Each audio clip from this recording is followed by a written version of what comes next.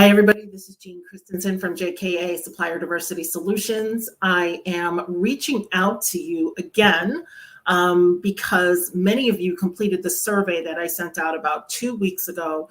I wanted to get information about your experience as a DBE firm and learn about some of the challenges that you're facing.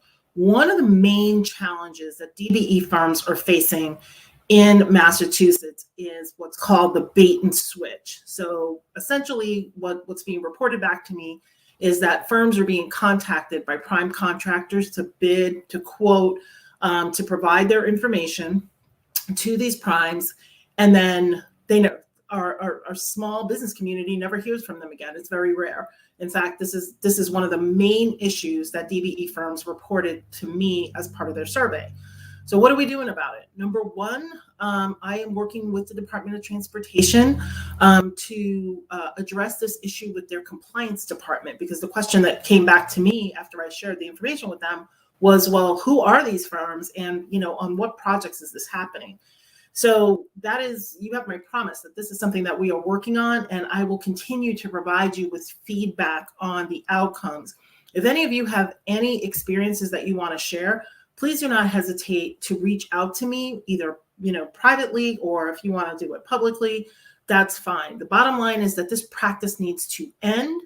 I am a DBE firm myself. I'm an MWBE, and one of the only ways that these programs are sustainable is through these set-aside goals and subcontracting goals. And so if we can't get access, then it's not worth our time. And I'm sure I'm preaching to the choir here.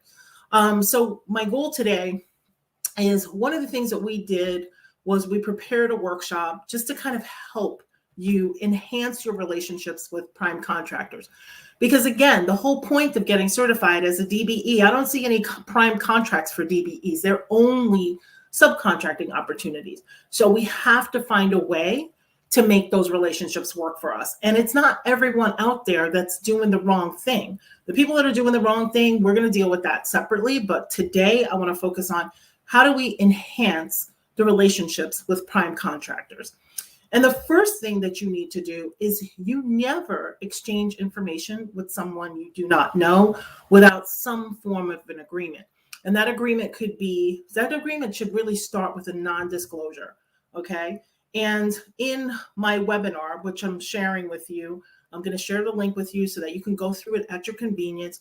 We talk about the different types of agreements, what you should be asking for, what you should exchange, because again, you should never share your information with an outside company if you don't have at least a non-disclosure agreement. The second thing we talk about in the webinar is strategies for maintaining the relationship.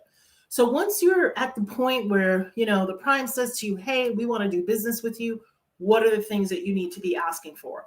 What are the things that you should be looking at in the subcontractor agreement? Because you need to be, that bait and switch cannot happen if you have a really strong agreement. So we talked to you about some of the things that should be included in the agreement so that you're protected. Whether you get the agreement from the prime, whether you have it created yourself, there's certain things that you need to know in order to make sure that, again, your company is protected. And quite frankly, if you decide that the relationship no longer works for you, I share the details on how you can also terminate the relationship if, in fact, it's not a good fit. The other thing that's absolutely critical for all of us is getting paid. We need to have, we need to be proactive and thoughtful about how to get paid in a prime subcontractor relationship. And the last thing I talk about in my webinar is what are the remedies available in the event things don't work out? Because what I'm hearing from the community is, oh, I was just dumped from a contract, or I was just let go.